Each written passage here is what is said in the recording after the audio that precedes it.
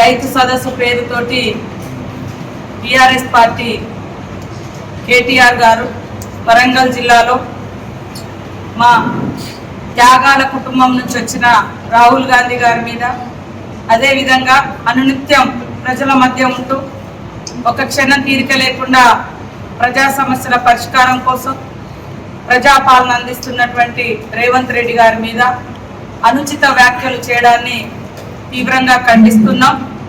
వెంటనే వెనక్కి తీసుకోవాలని కూడా ఈ సందర్భంగా డిమాండ్ చేస్తూ ఉన్నాం. ఈరోజు రాహుల్ గాంధీ గారిని రేవంత్ రెడ్డి గారిని మరి ఎక్కడ చచ్చిండ్రు అని మాట్లాడేంత అహంకారపు దుర్మార్గపు ఈ దుష్ట మాటలు ఎందుకు మాట్లాడుతున్నారని నేను అడుగుతున్నా కేటీఆర్.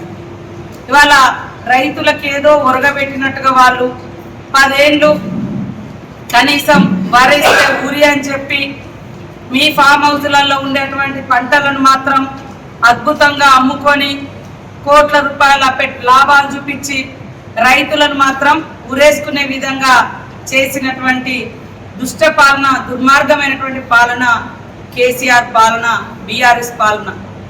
ఈరోజు త్యాగాలు చేస్తూ ఈ దేశ స్వతంత్ర పోరాటంలో కానీ, దేశ అభివృద్ధిలో కానీ, దేశ ఐక్యతలో కానీ మరి నెహ్రూ గారి కాడ నుంచి మొదలుపెట్టి రాజీవ్ గాంధీ గారి వరకు ప్రాణ త్యాగాలతోటి వాళ్ళ దేశ అభివృద్ధిలో మరి పాల్గొన్నటువంటి కుటుంబం మీద ఎందుకు మీకు అంత ఉక్కసు అని నేను అడుగుతున్నా. ఇవాళ కేటీఆర్ నేనేదో ఫారెన్ నుంచి వచ్చిన నాకు చాలా కల్చర్ తెలుసు, నాకు ఇది తెలుసు అది తెలుసు అనేటువంటి వ్యక్తి ఈ రకంగా దుర్మార్గపు మాటలు మాట్లాడి ఇవాళ కాంగ్రెస్ను అబద్ధాలతోటి బదనాం చేయాలనేటువంటి దుర్బుద్ధి మీకు ఎందుకని నేను అడుగుతున్నా. నిన్నగాక మొన్ననే మరి జగిత్యాలలో కేసీఆర్ గారిని ఎవరో ఏదో అన్నారని సావులను కోరుకుంటురు అది ఇదని తప్పు అని మాట్లాడిన మీరు, మీ నాన్న మాట్లాడితే ఈరోజు ఇప్పటికీ మరి ఇందిరమ్మ గారు త్యాగం చేసింది, రాజీవ్ గాంధీ గారు త్యాగం చేశారు, వాళ్ళ దేహాలు ముక్కలైనా కూడా దేశాన్ని అభివృద్ధి పదంలో నడిపించారు.